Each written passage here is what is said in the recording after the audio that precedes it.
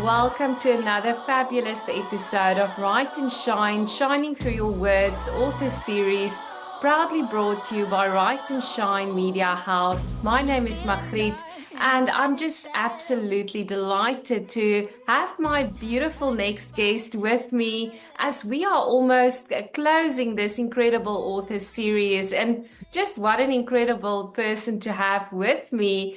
Such an adventurous spirit. I can't wait to hear more of your story. Please, will you introduce yourself? Hi, thank you for having me, first of all. My name is Dianette Wells, and I'm chatting to you from almost sunny Southern California. That's incredible, Dianette. Please share more about the book that you published and also a little bit more of what inspired you to write this book. Well, I've been doing extreme sports for about 26 years. And um, early on people were saying, "Oh, you should write about this because your adventures are insane." And you just say, "Yeah, yeah," and you make a few notes here and there. And then I finally sat down during the pandemic and took all of my writings and just did it all in chronological order. And here we are a few years later with my book being published, which is another step up the mountain.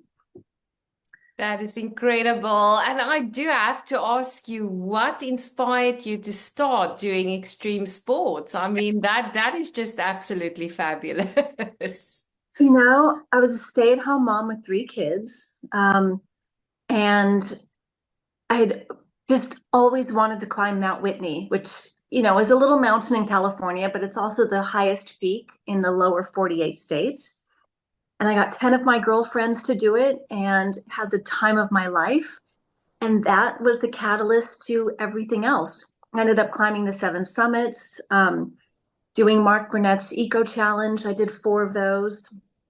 Um, I've done Race Across America, which is a bike ride across the US. I've summited the seven summits. Just, thought it would be a fun thing to write about. That is absolutely because you walk the walk and you talk the talk. So I absolutely love that. And what inspires you? How do you decide what race you're going to do next? A lot of it comes from a phone call from someone. Hey, do you want to? And I just say yes to everything. Because it all sounds ridiculous. Hey, you want to go ride your bike across the US? I mean, certain things you just have to say yes to. Whether or not you think you can do it, it's the challenge of something. I don't know before I start something whether or not I'm going to finish. I mean, that's part of the adventure of everything. But if you try your hardest, and I mean, for me, just showing up to the start line is, half the battle. And yeah, I just say, one adventure led to another, and I kept having fun. So as long as I'm having fun doing it, I'm going to keep doing it. That is just absolutely like, I think I'm smiling so big here. I just became an empty nester. My son left the house, and I'm thinking, Do it, do it. Now's the time. Empty nesting is a great thing. Exactly. And it's really like just incredible before. So, your episode we're going to post right before the next year as inspiration, for our listeners to really think about, what adventure they would like to embark on the next year. And I do want to ask you, Danette, anyone like me on the sideline checking this out and thinking, like you say, half the race is won mentally almost. What advice would you give us rookies in this extreme adventure, arena? You know, look online at all the different, look up adventure vacations or adventure sports. I mean, for someone, it might be kayaking, for another, it might be biking. I mean, any sport you can think of, there's either a race or something you can sign up for or a vacation surrounding it. And you don't have to be an expert. You can be a very beginner at any of it. There are so many people and trips and races where people will help you. And just say yes, because if not now, when? 5 years from now, 10 years from now? what's the point? Just my biggest advice to people is just say yes. Just do it. That is incredible, the Nike slogan. I love it so much. Yeah, Nike. I mean, God bless Nike. Sure. Exactly. My next question to you would be, anyone with excuses, what would you say to them to inspire them, based on what you've lived through, to how can they just drop those excuses? It's hard because we can make an excuse for everything. And I've had those days where I've talked myself out of walking outside, the front door just to go on a walk. Um, at some point, you just have to decide, I want more for my life. I want more this year. I want more this week. I want more today. And just get up and walk outside of the door. And also say you don't know if you can do a 5K, but you're going to sign up for one anyways. I have found that sometimes paying for something, signing up and paying then leads me to, oh, I don't want to waste this money. I better train. So, sign up for something and then see where that takes you. That is incredible. Tell me one of your highlights on one of your adventures. What can you share with us? Oh, well, so the last big adventure race I did was in Fiji, Eco Challenge Fiji. And that's on Amazon Prime if anyone wants to watch it. So much fun. One of the highlights of that trip was early morning, it's sunrise, and my team and I are on this um, kind of cliff, and we are seeing the most amazing sunrise. Wow. And this is one of those races where it's on your mark, get set, go, and you go 6 to 10 days nonstop. Whoever gets to the finish line first wins.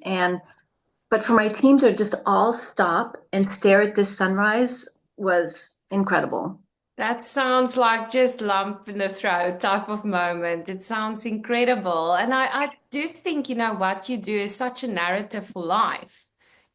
For people, you can sit on the couch your whole life, but you really need to make that choice to get up and do your thing. And it's hard. I mean, I have had plenty of those days where I don't leave the couch. And, you have to fight that. You have to, who knows how long we're going to be here. And especially as we get older, especially empty nesters, because we're not running around after kids, we need something. I love And that so much. I think the interview is here for me. I feel very selfish at the moment, because emptiness definitely is something quite brutal that I wasn't prepared for at all, actually. I don't think any of us are prepared to be empty nesters Thank because all of you. a sudden it's the house is quiet. It's what do I do with myself? And Exactly. yeah, it's brutal. It is. And then it's just suddenly you can think of yourself, like, what do I want to do? And that's why I feel very selfish all of a sudden in this No, space. you did your time. And then when grandkids come, that's a whole nother thing. But in the meantime, look at these years of it's your turn to go explore the world. That is incredible. Dianette, tell me, who would you recommend should buy your book? Who's your ideal reader? Ugh. Well, anyone who's interested in adventure sports, ultra marathons, adventure racing, climbing, there are a lot of great details and information on that. Also, people suffering from grief who've lost a child, and how do you go on after that, and what is that next step? So all of these are kind of, part of the book, and yeah, it's interesting. I mean, the men have enjoyed the ones who reached out to me have enjoyed it as much as, females. It's not just a male book or a female book. With the sporting aspect of it. And yeah, it's just, or anyone who wants a fun, quick read, there's a little bit of gossip in there. Malibu housewife gossip, which is always fun. Love it. Um, so yeah, That's incredible. And how can people reach out to you? Should they want to connect or follow you? Where can they find you? they can find me on Instagram, Facebook, Dianette Wells, and then my website, dianettewells.com. And they can, find me through my website or my email, dianettewells at AOL. And that's how old I am. Um, Not giving up my AOL address. But yeah, and I get back to people. So That's incredible. I do want to ask before we end this episode, you mentioned grief. It's a tough time for some, this time of year with massive losses in their lives. And it's like times like Christmas, it amplifies, the loss of a loved one, especially if it's the first time, first Christmas without someone. What advice, wisdom could you share with our listeners? Going into this season, missing someone a lot. don't let anyone tell you how to grieve. If you just want to sit on the couch on Christmas Day and watch Netflix, that's exactly what you need to do. But, you know, I wouldn't feel compelled to put on a fake smile and show up for others. You need to do what's good for you, and that's it. I mean, you I know people like to judge, how people grieve, and you just can't. If it's you, you do what you need to do to get through the day. I absolutely love that. Thank you so, so much. And also for joining us for this very special episode. And I'm looking forward to see what you're going to embark on next year. Yeah, I'm excited. A few things coming up that I'm looking forward to, and thank you so much for having me. It's such an honor for everyone who tuned in today. May Dianette's story inspire you to get up and out of the house and to start walking and embracing life with every adventure that it holds. And it starts with a choice to say yes, like she said. And may you be inspired by a book, a story. I'll also share the links where you can purchase it.